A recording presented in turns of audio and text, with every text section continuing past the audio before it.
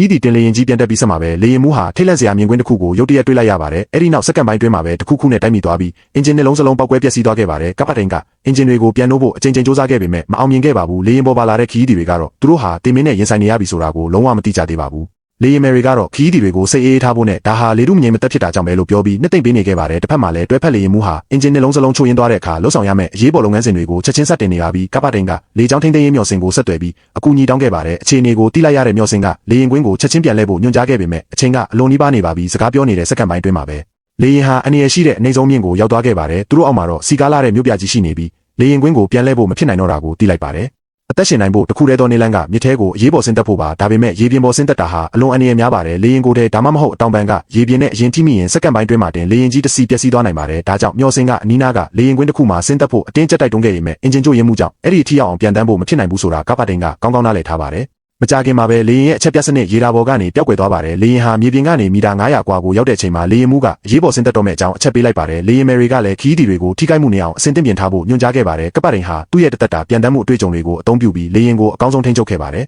လေရင်ကိုယ်တည်းမပျက်စီးပေမဲ့အနေရကတော့မပြီးသေးပါဘူးအေးစိတ်နေရဲ့မြေတွေလေရင်ထဲစီးဝင်လာခဲ့ပါတယ်ကပ္ပတိန်ဟာခီးဒီတွေစီကိုယ်တိုင်သွားပြီးအသက်ကယ်အင်ဂျီတွေဝတ်ထားဖို့နဲ့အမြန်ဆုံးထွက်ခွာဖို့ညွှန်ကြားခဲ့ပါတယ်လေရင်မယ်တွေကအရေးပေါ်ထွက်ပေါက်တွေကိုဖွင့်ပေးခဲ့ပြီးခီးဒီတွေဟာလေရင်တောင်ပံပေါ်မှာရက်ပြီးအကူအညီဆောင်နေခဲ့ကြပါတယ်ခီးဒီတွေနဲ့အမှုထမ်းတွေအားလုံးဟာအလွန်တည်ငြိမ်စွာနဲ့စနစ်တကျထွက်ခွာခဲ့ကြပါတယ်မကြခင်မှာပဲကယ်ဆယ်ရေးဖွဲ့တွေရောက်လာပြီးလူအားလုံးကိုလေတွေပေါ်တင်ပေးခဲ့ပါတယ်လေရင်ထဲမှာရေတွေ1မီတာလောက်ထိတက်လာတဲ့အချိန်ထိလေရင်မယ်တွေဟာနောက်ဆုံးအထိတာဝန်ကျေခဲ့ကြပါတယ်ကပ္ပတိန်ကလည်းလူတယောက်မှဂျမနီအောင်လေရင်ကန်အတွင်းလိုက်လံစစ်ဆေးပြီးမှမှတ်တမ်းကိုယူပြီးလေရင်ပေါ်ကနေနောက်ဆုံးမှဆင်းခဲ့ပါတယ်ဒီဖြစ်ရမှာငှက်နဲ့တိုက်မိရာကနေမြစ်ထဲကိုအောင်မြင်စွာဆင်းသက်နိုင်တဲ့အထိ20မိနစ်ပဲကြာပြီးလူပေါင်း155ဦးစလုံးကိုဘေးကင်းအောင်ကယ်တင်နိုင်ခဲ့ပါတယ်ဒါပေမဲ့အဲ့ဒီနောက်မှာတော့လေကြောင်းလုံခြုံရေးအဖွဲ့ကကပ္ပတိန်ကိုစတင်စစ်ဆေးပါတော့တယ်အင်ဂျင်နီယာတွေကအချက်လက်တွေကိုစစ်ဆေးကြည့်တဲ့အခါဘက်အင်ဂျင်ဟာမဆင်းသက်ခင်အထိလက်ပတ်နေသေးတာကိုတွေ့ရတဲ့အတွက်ကပ္ပတိန်ရဲ့ဆုံးဖြတ်ချက်ဟာတကယ်ပဲမှန်ကန်ခဲ့ရဲ့လားဆိုတာမေးခွန်းထုတ်စရာဖြစ်လာခဲ့ပါတယ်